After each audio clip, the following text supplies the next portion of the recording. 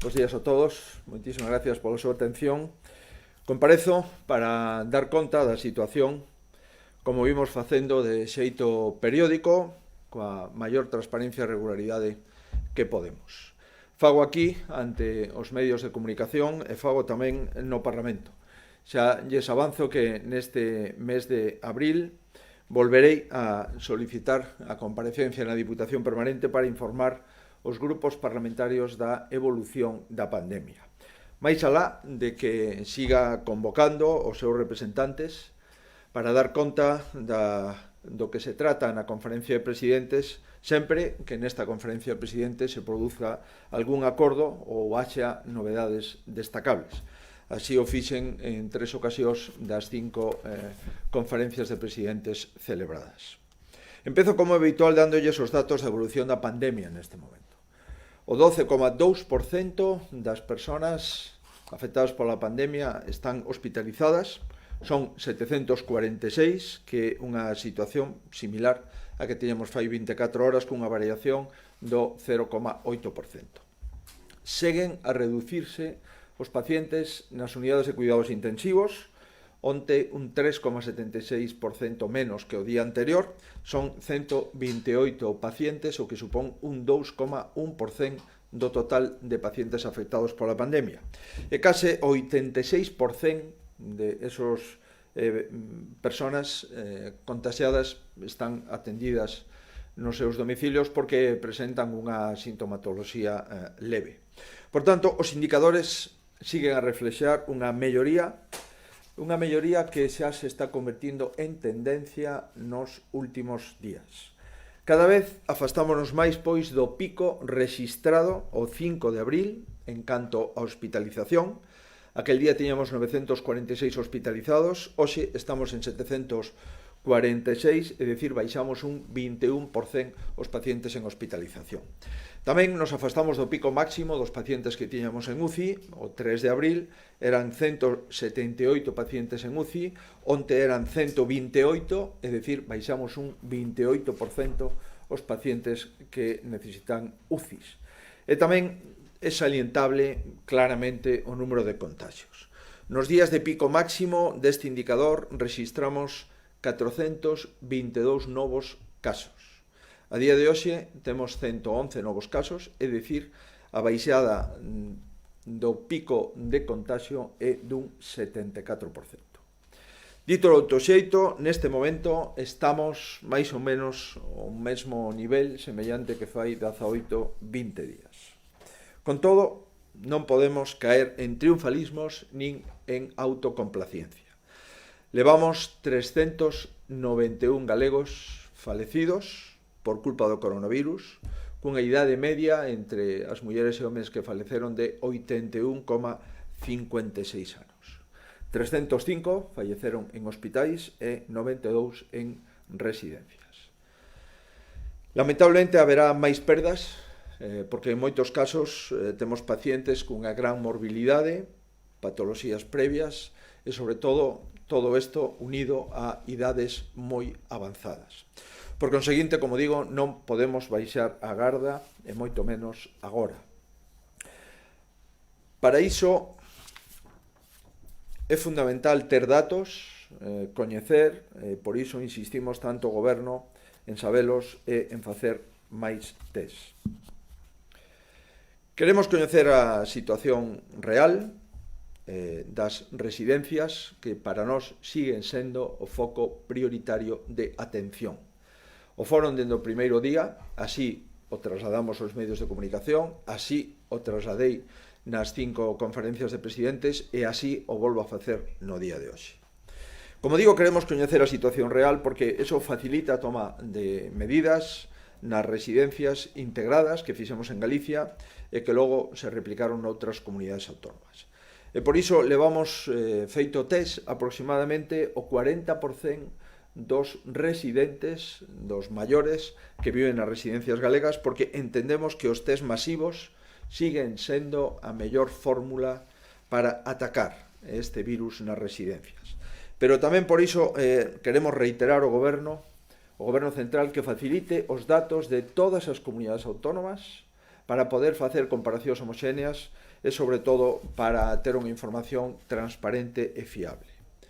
Parto, por suposto, de que ningún quere ocultar datos, porque todos somos responsables, pero necesitamos credibilidade, e a credibilidade se logra transparentando todos os datos das persoas contagiadas nas residencias, os datos dos tests que se fan no conxunto da población dos maiores das residencias e, por suposto, tamén os datos dos falecidos maiores nas propias residencias ou os datos dos falecidos maiores nos hospitais.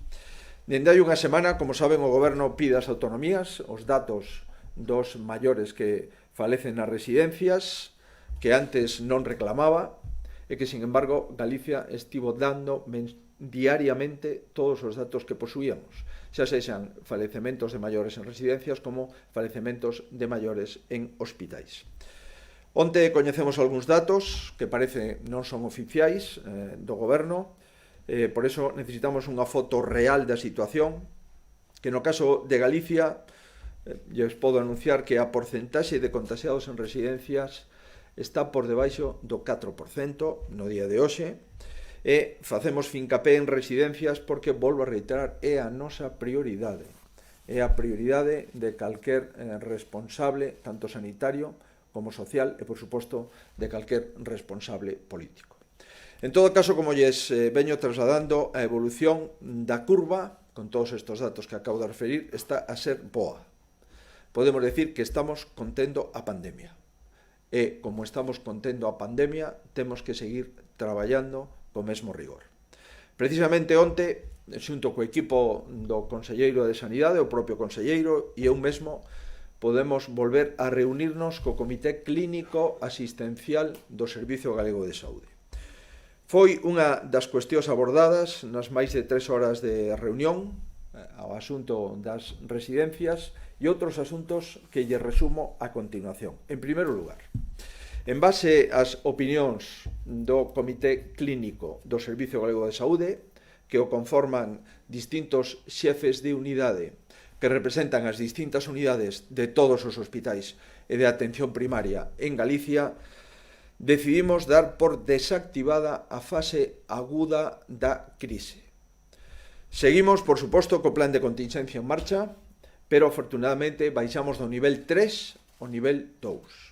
Saben que se establecera un plan para a pandemia estratificado en 4 fases progresivas, según a evolución do número de pacientes contagiados, a situación das urxencias, o índice de hospitalización convencional, o índice de ocupación de UCI. En base a estos parámetros, tiñamos 4 fases no plan de contingencia, estábamos na fase 3 e, a partir de onte, consideramos que volvemos a unha situación mellor e, polo tanto, consideramos que se desactiva a fase aguda da crise, volvendo a fase 2 do plan de contingencia.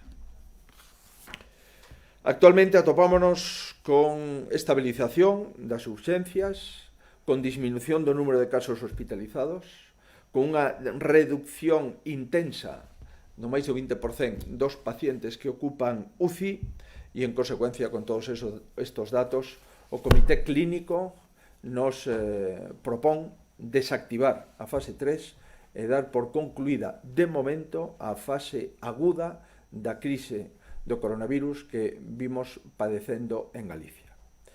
Neste sentido, reitero, non nos equivoquemos, non podemos baixar a guarda. Insisto, toca planificar e seguir actuando con responsabilidade.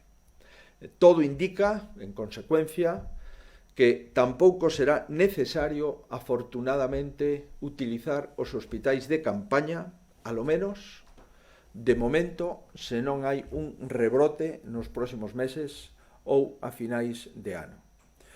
O desexo de todos, por suposto, é que non cheguen a facer falta nunca. Pero eu quero agradecer a colaboración das empresas que maioritariamente financiaron todo o material que necesitábamos para a montaxe dos hospitais de campaña, tanto o da Coruña, que estaba moito máis avanzado, como o de Santiago, que estaba planificado.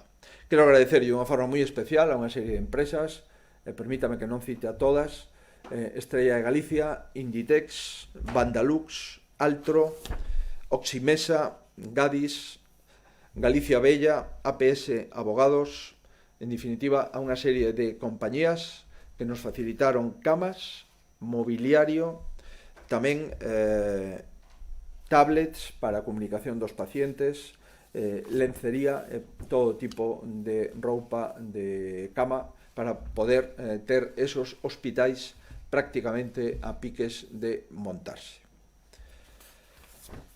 Tiñamos que estar preparados, insisto, para poder afrontar a situación se se cumpriran as peores previsións, pero a boa noticia é que, despois de valorar o pico e ver como evolucionaba durante os últimos días, podemos considerar que ese pico está superado, al menos nesta fase, e que, cos datos que temos neste momento, o lóxico é xa comunicar que os hospitais de campaña non se van a montar, polo menos nesta fase da pandemia.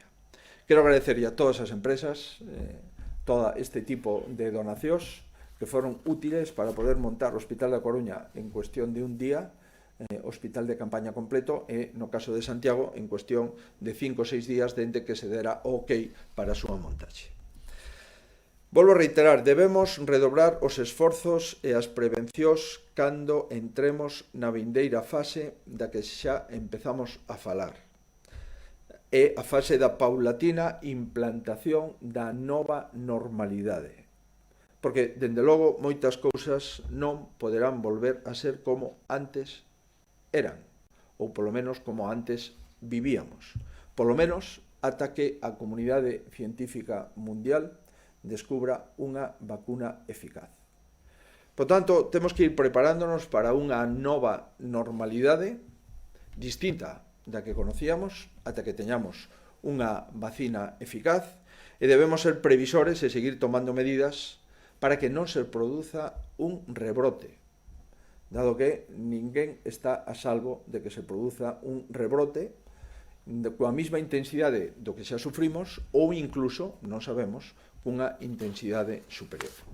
Esta é a primeira cuestión que lles queríamos trasladar de acordo ao asesoramento que onte pechamos no Comité Clínico. A segunda cuestión. O Comité Clínico lle pedimos fixera unha valoración sobre a cuestión do uso das mascarillas. Saben que ao longo destes días o mando único que exerce o Goberno Central ten trasladado ideas que nos parecen contradictorias sobre a necesidade ou a obrigatoriedade da súa utilización. Eu mesmo, como recordarán, o trasladei aos medios de comunicación e outros presidentes autonómicos pedimos e seguimos pedindo un protocolo único de mascarillas para toda España.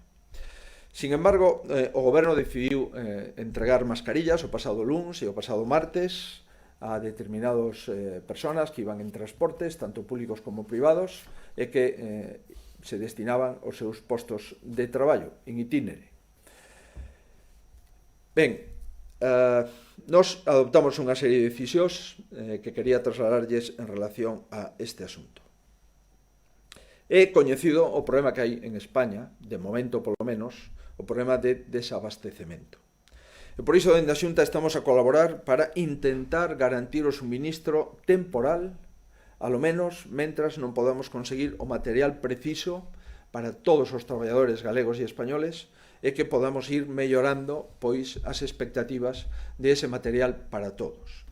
Para dar seguridade nos centros de traballo, a Xunta de Galicia no día de onte, na CECOP, acordou facilitar aproximadamente 900.000 mascarillas durante 2 semanas, 900.000 mascarillas semanais durante 2 semanas para as empresas e os autónomos que o precisen a prezo de coste da Xunta de Galicia. En esta mesma semana tamén repartimos unhas 20.000 mascarillas no sector pesqueiro, que se suman a 500.000 mascarillas que cada semana utilizamos no Servicio Galego de Saúde para dar seguridade aos nosos profesionais e a casi 1 millón de máscaras que distribuímos para dar seguridade ás residencias de maiores, ás residencias de discapacidade e tamén para colaborar cos concellos galegos. En esa liña, para dar seguridade ao conxunto da ciudadanía, o Comité Clínico é favorable a que, alo menos, cando finalice a fase de confinamento xeral, se intente garantizar o suministro de mascarillas a todos os galegos que o solicite. Sempre á espera do protocolo de uso de mascarilla que entendemos debe ser único para toda a nación española.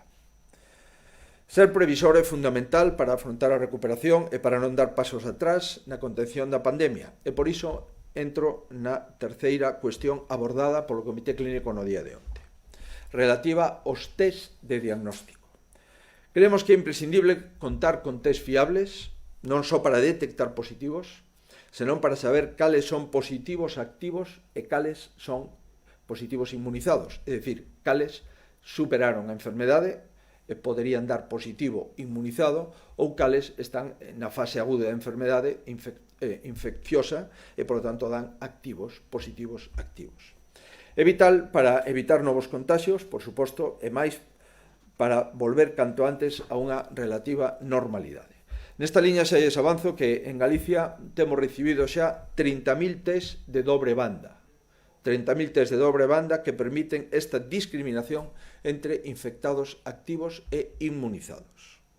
Onte abordamos esta cuestión no Comité Clínico e entendo que nas próximas horas tomaremos a decisión do protocolo de utilización de estos test de dobre banda que sí son máis fiables que os test que viñamos utilizando, os test de anticuerpos completos, que, como recordarán, foron os test trasladados polo Goberno Central. A cuarta cuestión que onte valoramos foi levar a cabo un estudo epidemiolóxico nunha porcentaxe considerable de población galega. Os expertos de saúde pública e de medicina preventiva están xa traballando e esperamos nos próximos días poder anunciar o contido e alcance de ese estudio epidemiolóxico nunha parte considerable da poboación de Galicia.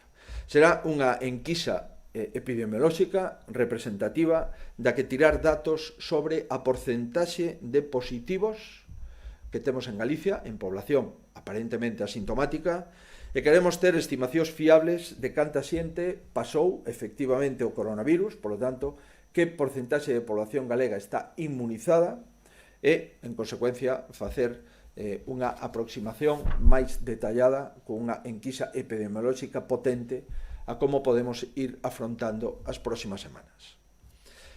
Estas foron as 4 cuestións que tratamos no Comité Clínico e que, a partir de esta mañá, queremos compartir con todos vostedes. A reunión do Comité Clínico finalizou ás 21:30 do día de onte e hoxe queríamos compartilo con todos os cidadáns de Galicia. Digo que tamén quixera recordarlles para finalizar que estamos intentando traballar no ámbito económico. Saben que adoptamos distintas medidas no Consello da Xunta. En primer lugar,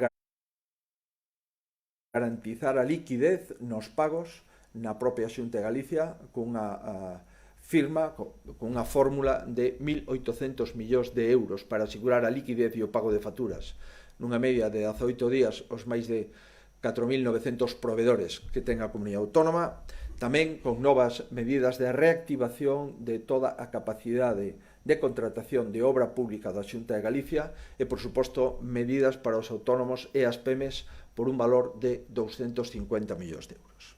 Esta mesma tarde vamos a ter a reunión do Comité de Expertos Económicos que asesora o Goberno de Galicia. Todo o mundo dá por descontado que o impacto da pandemia muda a perspectiva da evolución da economía no mundo, que xa para este ano 2020 va a ter unhas consecuencias dramáticas. O Fondo Monetario Internacional, que onte mesmo actualizou as previsións para o conxunto do mundo e dunha especial concreción para España, anticipa que vamos a pasar as peores secuelas económicas dende a Gran Depresión, no que se refire á economía mundial, e, no caso de España, as peores consecuencias económicas dende a Guerra Civil.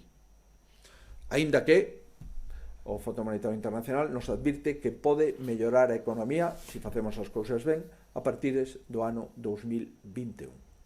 Somos plenamente conscientes de que este é un durísimo escenario de alcance estatal, por suposto de alcance mundial, e, por tanto, que exixe unha resposta internacional coordinada. Con todo, tamén pensamos que se debe abordar con medidas planificadas e que cada un debe facer os seus deberes. E, por tanto, todas as comunidades autónomas que integramos España e todos os países que integran a Unión Europea e todas as rexións mundiais que integran a economía global necesitan facer deberes, necesitan acertar, necesitan diseñar políticas ben planificadas e intentar que cada euro teña a mellor previsión e a mellor utilización posible. En esta liña a nosa intención é contar, como digo, coa experiencia de asesoramento que de xeito inmediato traballaremos de forma xa comunada a partir de esta mesma tarde. En primeiro lugar, vamos a intentar determinar o impacto económico que o estado de alarma e o estado de emerxencia sanitaria e as medidas de restricción van a ter na economía galega cunha especial atención aos sectores que conflúen o Produto Interior Bruto de Galicia, é dicir, os sectores que conflúen a maior aportación da riqueza e a maior aportación de emprego en Galicia. En segundo lugar, analizar os posibles escenarios de saída da crise, tendo en conta a previsión de caída do Produto Interior Bruto en Galicia, da caída dos ingresos tributarios de Galicia de todas as administracións públicas, así como o impacto que suporá no déficit público e, por conseguinte, no incremento da débeda pública. En terceiro lugar, avaliar o impacto das medidas económicas xa adoptadas por distintas administracións para mirar cales son as mellores prácticas e propoñer novas medidas económicas, laborais e fiscais para a reactivación económica. Quixera dicirles para rematar que son conscientes de que todos os cidadáns, con independencia da súa situación sanitaria, económica ou laboral, se fan preguntas constantemente.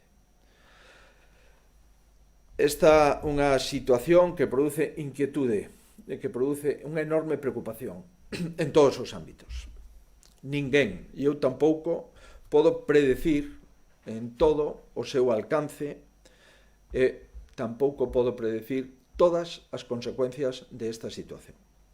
Pero a nosa briga é dicirlles que as haberá consecuencias económicas e sociais, e estas consecuencias económicas e sociais as vamos a contar coa mesma transparencia que contamos a situación sanitaria e a situación clínica e epidemiolóxica de Galicia e que nos estamos preparando para elas. Hai varias semanas dubidábamos de como se ia afrontar a pandemia, puxemos todos os mecanismos, todos os servicios públicos, toda a implicación e toda a disposición do personal sanitario e do personal social.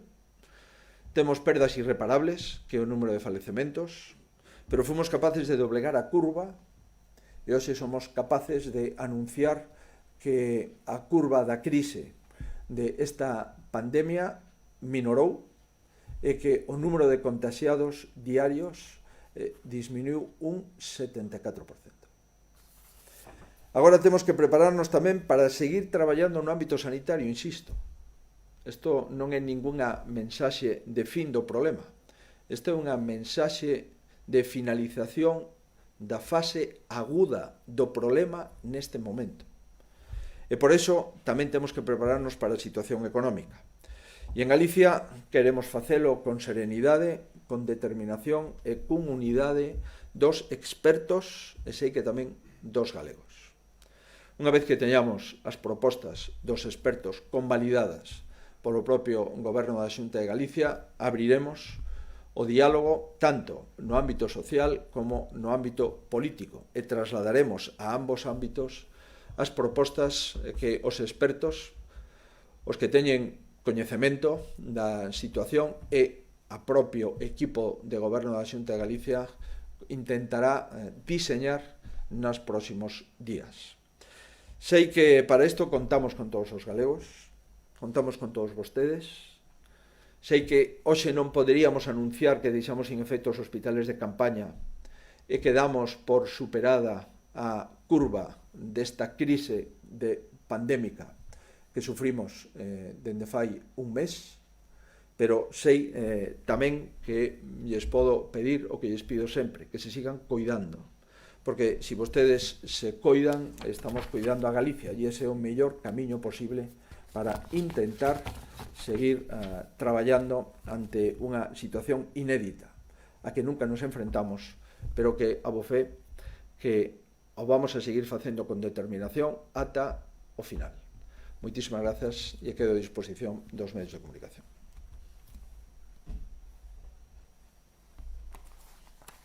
Buenos días. La sexta, ¿qué le parece que Rajoy se salte el confinamiento?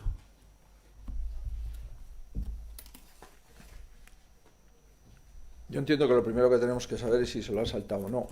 Y probablemente lo mejor que podemos hacer es preguntárselo si esto es así. No tengo información de que se lo haya saltado o no. Lo que está claro es que las normas para todos los ciudadanos españoles son iguales, para los que forman parte del gobierno, para los que estamos en los gobiernos o para los que han estado en los gobiernos. Pero en fin, entiendo que eso es una pregunta procedente y una vez que se haga la pregunta supongo que tendremos una respuesta. Radio Cadena Española se refiere a las críticas de Pablo Iglesias al rey por vestir uniforme militar a pesar de que la Constitución le asigna el mando supremo de las Fuerzas Armadas y pregunta si esto basta a Casado para pedirle a Sánchez en su encuentro su destitución inmediata. Yo no estoy en este momento para pedir la destitución de ningún miembro del gobierno central. Creo que todos los españoles vamos tomando mucha posición gracias a la información y gracias a los actos y a los hechos de los propios componentes del gobierno central, y yo creo que la mayoría de los españoles tenemos nuestra opinión al respecto. Y efectivamente hay declaraciones, actitudes muy graves, en mi opinión, de algún miembro del gobierno, de una forma muy concreta del vicepresidente de Asuntos Sociales, que la mayoría de los españoles no entendemos, y yo creo además que la mayoría de los militantes del Partido Socialista Obrero Español ni entienden ni comparten. El Correo Gallego se refiere a que prácticamente toda la comunidad educativa pide que se evalúe a los niños solo hasta el 13 de marzo. Pregunta cuál es la postura de la Xunta y, si no va a ser así, cómo se va a salvar la brecha digital teniendo en cuenta las diferencias respecto a ofrecer educación en unos centros y otros que no tienen internet en casa. Neste preciso momento hai unha conferencia sectorial, non sei se rematou ou non, entre os conselleiros e conselleiras e o Goberno Central. As competencias para proseguir ou non co curso educativo son competencias exclusivas do Goberno Central. E corresponde, pois, ao Goberno Central tomar unha decisión. Agradecemos que se escoiten as comunidades autónomas, pero esa competencia é indelegable do Goberno Central. Si prosigue ou non prosigue o curso escolar. Creo que tomar decisións precipitadas e decisións fáciles, as máis fáciles, como é dar por acabado o curso escolar, ou dar aprobado xeral ou suspenso xeral, perder un ano educativo, son cuestións o suficientemente serias e o suficientemente delicadas como para non improvisar. Quero decir tamén que, como estamos sin coñecer cales son a horizonte do Goberno Central en relación coa data de finalización do confinamento da población, pois non podemos saber exactamente cal é a mellor das decisións posibles. O presidente Macron acaba de decir, creo que fai onte ou antonte, que traballa cun horizonte do 11 de maio.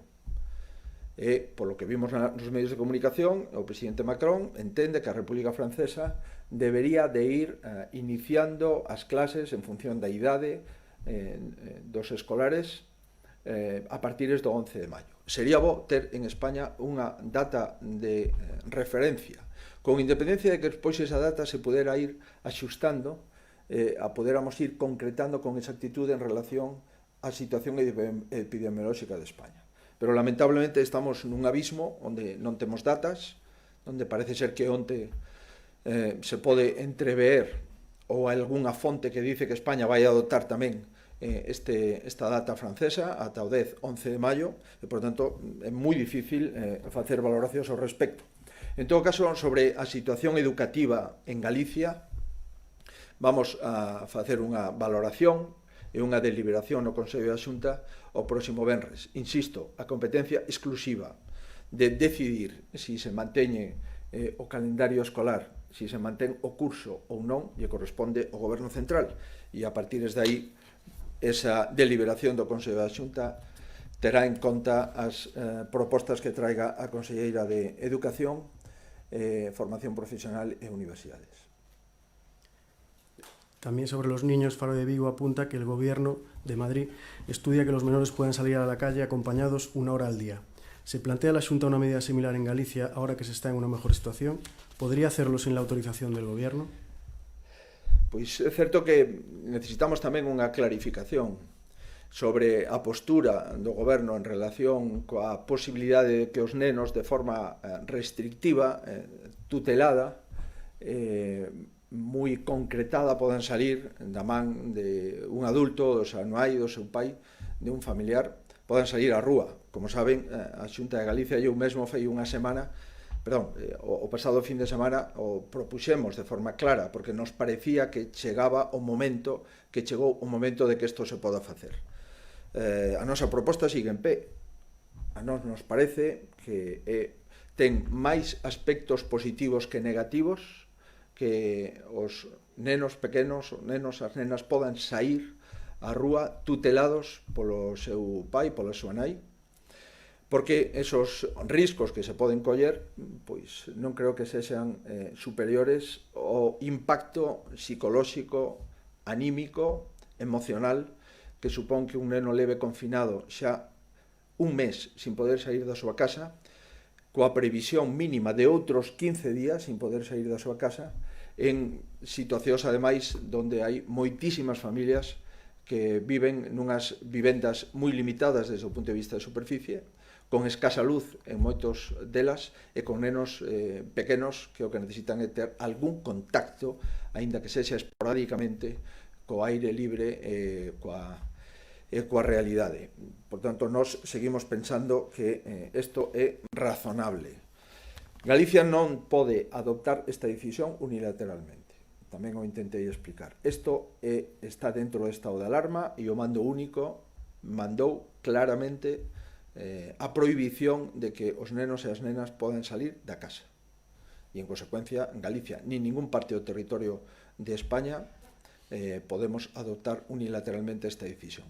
Si digo que a situación epidemiolóxica de Galicia creo que é compatible con que de forma restrictiva os nenos e as nenas podan sair durante un tempo acompañados, insisto, sin acudir aos parques infantís, sin interactuar con outros nenos, sin xogar, como ven sendo ou como era habitual anteriormente. Por lo tanto, insisto, na nosa opinión, o goberno acertaría si establece un protocolo para a saída controlada de forma restringida dos nenos e das nenas nas rúas, co distanciamento social, con todas as cautelas de ese protocolo que creemos sería convinte. Hai varias sobre residencias. Nos diarios refírese a un informe de 2017 do Consello de Contas sobre a fiscalización do gasto en atención residencial a persoas maiores e dependientes, no que se denunciaban irregularidades no funcionamento das residencias da terceira edad e se sinalaba que a inspección non abriu expedientes sancionadores. Pregunta, que fixo a Xunta de Galicia para corrixir as irregularidades observadas e por que razón a inspección non abriu expedientes sancionadores? A verdade é que descoñezo ese informe, non sei a que informe se refire. O que si digo é que nós seguimos traballando en residencias desde o primeiro instante a toda hora e vamos a seguir. Onte no comité clínico o referíamos. As residencias de terceira idade están todos os seus usuarios confinados. A inmensa maioría deles non van a sair porque a súa situación sanitaria previa á pandemia xa impedía que saíran. As residencias non xeneran virus por si mesmas, senón que, lamentablemente, o virus veu da fora e, unha vez que entra o virus na residencia, é moi complicado traballar contra el. Pero isto sigue sendo prioritario para nós e por eso nós queremos coñecer os datos. Queremos coñecer os datos de todas as comunidades autónomas para poder facer comparacións homogéneas. E queremos coñecelos porque estamos dando os datos dende o primeiro día e nos parece, dado que o Ministerio de Sanidade xa ten datos, nos parece que esos datos deberían de ser compartidos. E por eso sorpréndeme que os datos das residencias da terceira idade que as comunidades autónomas trasladamos ao Ministerio de Sanidade sexan desconocidos. Estemos nunha situación de descoñecemento dos datos da residencia que creo que producen incertidume e incerteza na poboación. E por eso en Galicia damos os datos diariamente.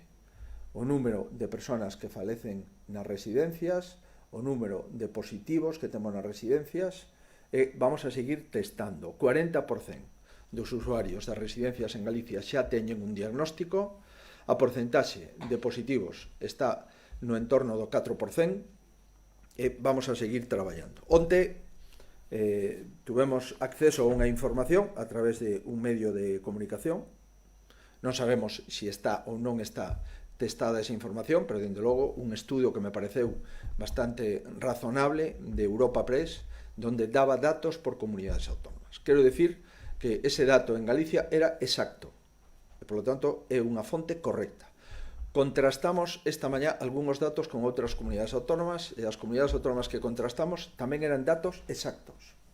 Por tanto, neste momento a información que temos é de unha axencia de comunicación, de Europa Press.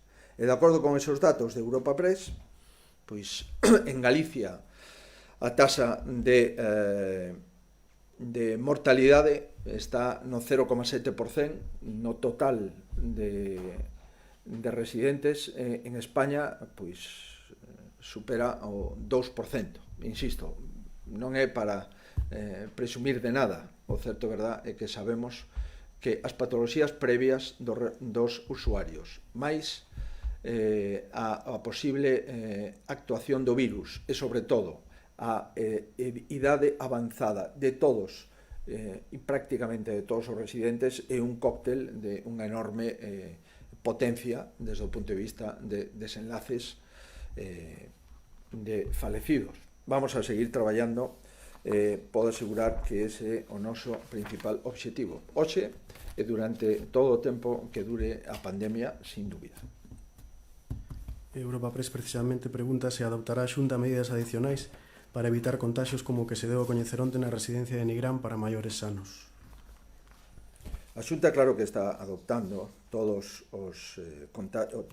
as decisións que trae. De feito, a propia Europa Press sabe, porque esos datos os acaba de referir, e coñece, supoño, fiablemente, cal é a situación das residencias en España. Según Europa Press, hai máis de casi 10.700 falecidos en residencias españolas. En Galicia son 166 residencias de maiores e 2 falecidos no ámbito da discapacidade, polo menos a data de onte pola noite. Si extrapolásemos a porcentaxe que nos correspondería, dado que somos o 6% da población de maior de 65 anos, aínda máis do 6%, pois podíamos chegar a máis de 600 falecidos en España, en Galicia. Por conseguinte, insisto, esta comparación é unha comparación impropia, pero é o único que podemos ter para orientarnos. No caso da residencia a que se refire a pregunta, que é a residencia en Nigrán, todas as persoas que se trasladaron a Nigrán levaban feitos 3 test. E mentras non pasaban 3 test negativos, non se trasladaban a residencia de Patos. Ora ben, todo o mundo sabe que a velocidade de incubación do virus é diferente nas persoas, e hai un período de incubación de 5 ou 6 días ou máis. E, por lo tanto, non podemos descartar que algunha destas persoas, cando saliu do centro de orixe, aínda que o test era negativo, estuvera incubando o virus e agora dera un test positivo. Por conseguinte, vamos a seguir traballando, pero quero dicirlle que ninguén, nin maior, nin mozo, nin de mediana idade, que nun test un día de negativo non significa que ao cabo de 10 días poda dar positivo. Por conseguinte, vamos a ser cautelosos sobre si se colle ou non se colle un virus nunha residencia o que un acaba de chegar. Pode ser que o virus xa acompañara a persona que se trasladaba a esa residencia, ou pode ser que non, que se collera nesa segunda residencia. É o que temos que averiguar, e por eso estamos testando as persoas que están nesa residencia, igual que testamos xa o 40% das máis de 22.000 persoas que están en residencias da terceira idade en Galicia. Si precisamente Galicia Confidencial preguntaba se a Xunta fixo probas a todos os traballadores da residencia de Patos antes da chegada dos anciáns. Iso non yo podo asegurar porque non teño ese dato. Sin dúbida, ao finalizar a rolda de prensa, temos que dar ese dato. Se lle interesa, por suposto que o daremos. 4 Televisión preguntaba aproximadamente cuántos mayores están en residencias en nuestra comunidad y por otra parte, ¿cuándo sabremos para qué y dónde se usarán los test de doble banda?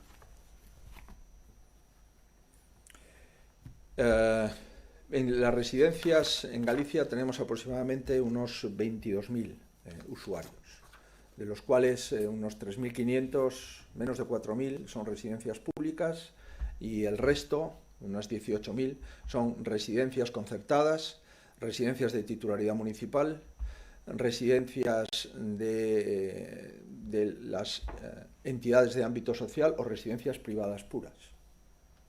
Y como digo, en este momento en Galicia tenemos un 40% del número de residentes con el test ya realizado y el porcentaje de positivos nos da un 4% en este momento.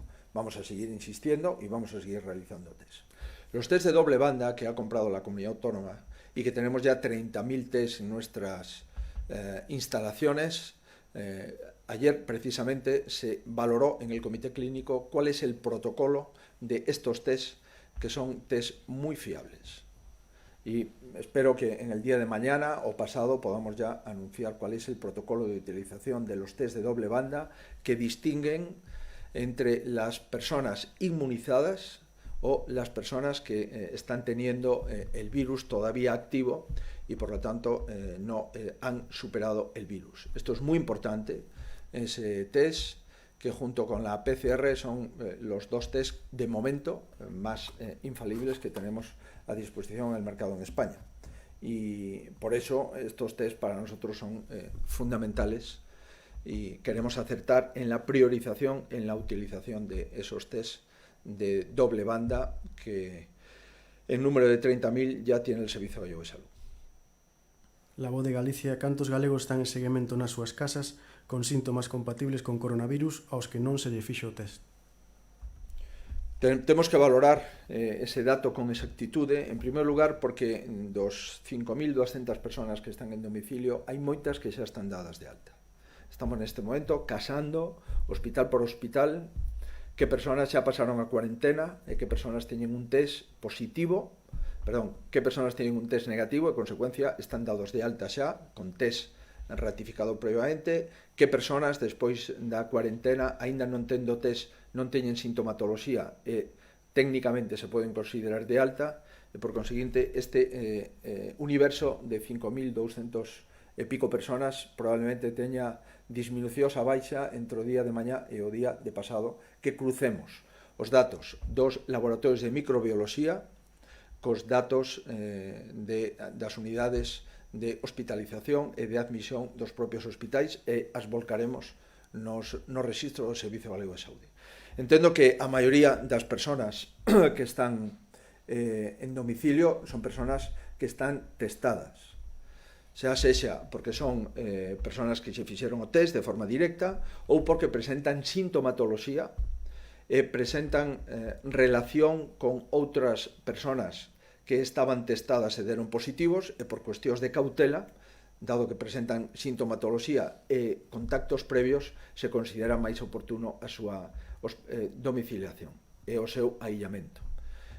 Como digo, o número exacto de persoas que teñen o test feito no conxunto, primeiro vamos a concretar o conxunto e despois vamos a darlle con exactitude o número de test que ten o conxunto. A pregunta da ABC é se xa notificou Galicia ao Goberno os seus positivos asintomáticos. Nos ao Goberno lle estamos notificando todo o que os protocolos nos plantexan. Os protocolos de sanidade, por suposto, dende o primeiro día, e os protocolos de residencias de terceira idade conforme o que se ven solicitando por parte do protocolo que trasladou o Ministerio de Sanidade. Por eso nos interesa tanto coñecer os datos oficiais que o propio Ministerio de Sanidade supoño que ten, porque as comunidades temos que cumprir con esa obriga. Se hai algunha comunidade que non cumpla con esa obriga, o mellor é decilo.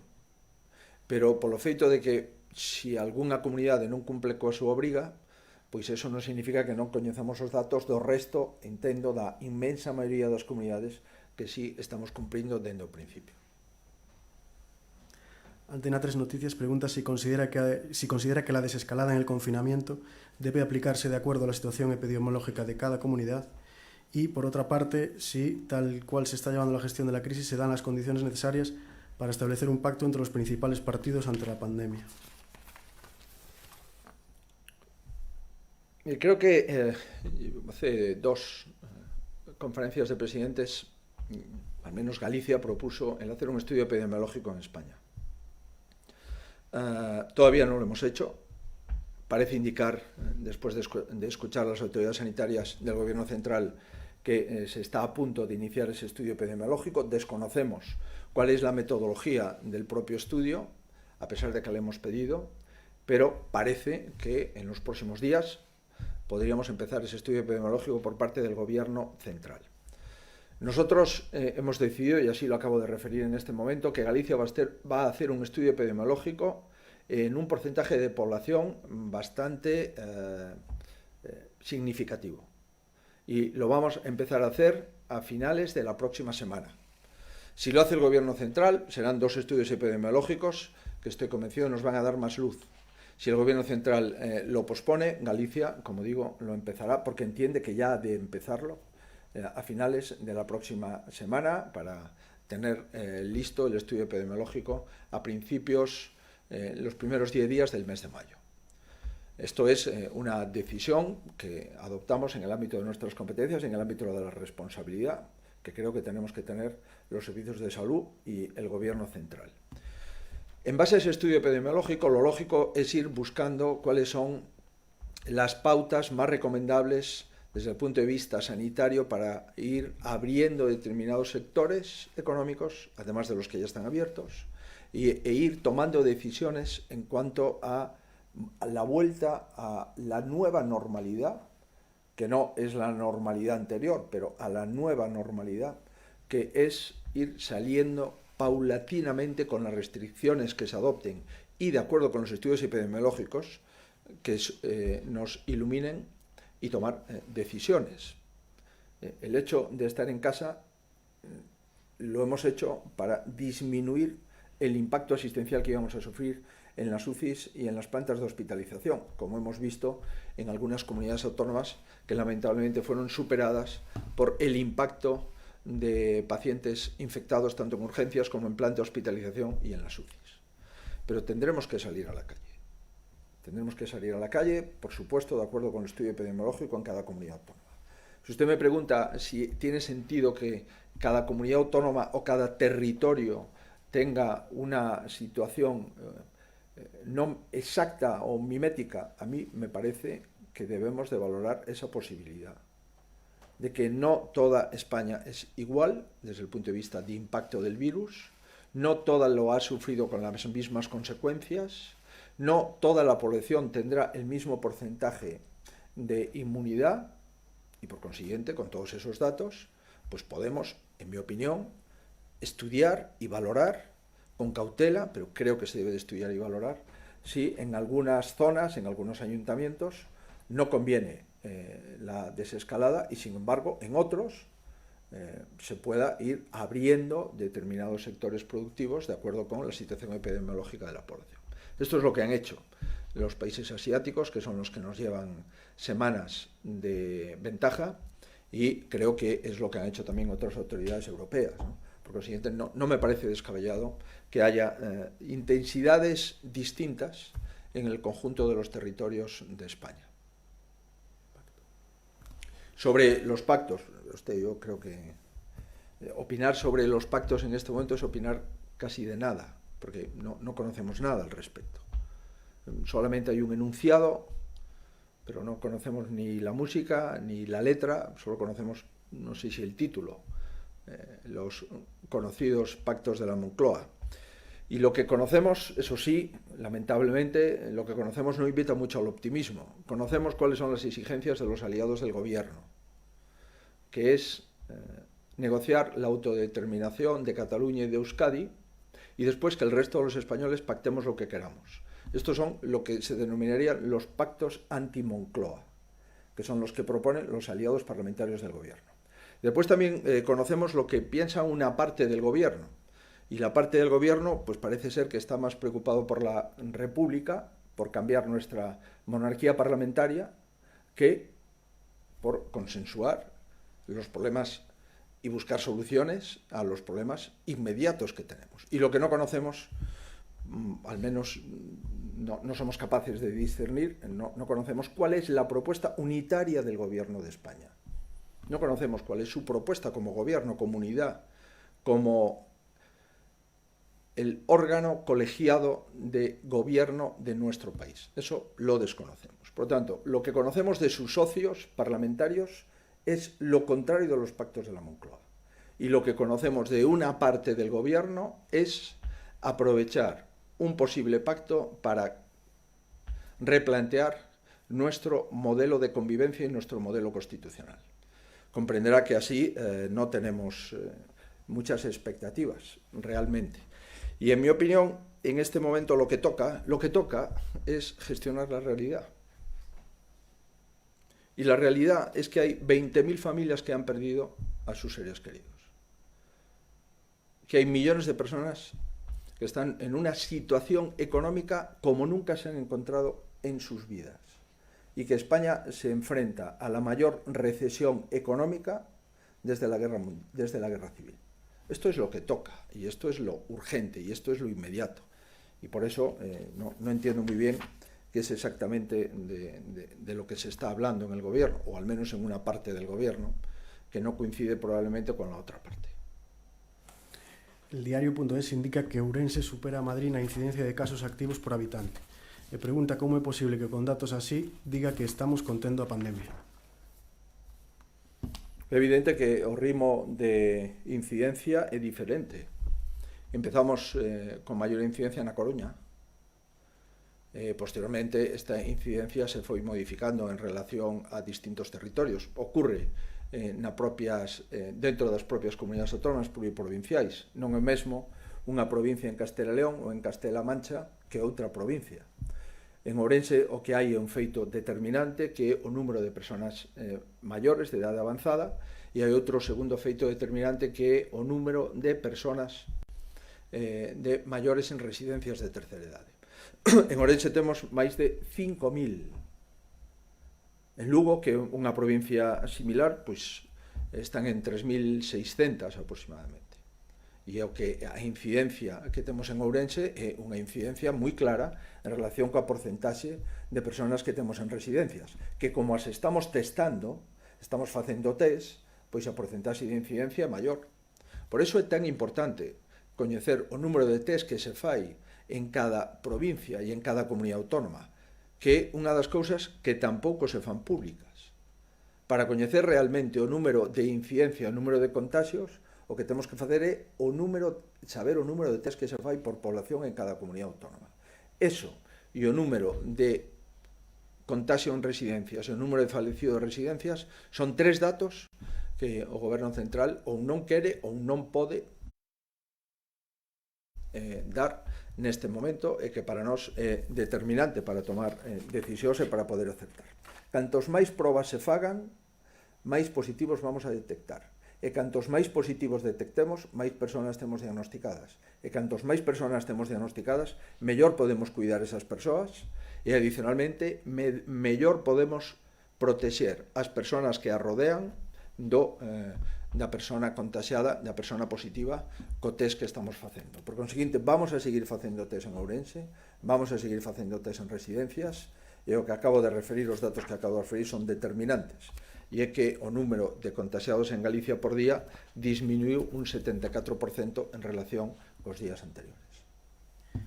Cadena SER, é vostede consciente de que a Xunta está a enviar mascarellas caducadas ás cidades galegas?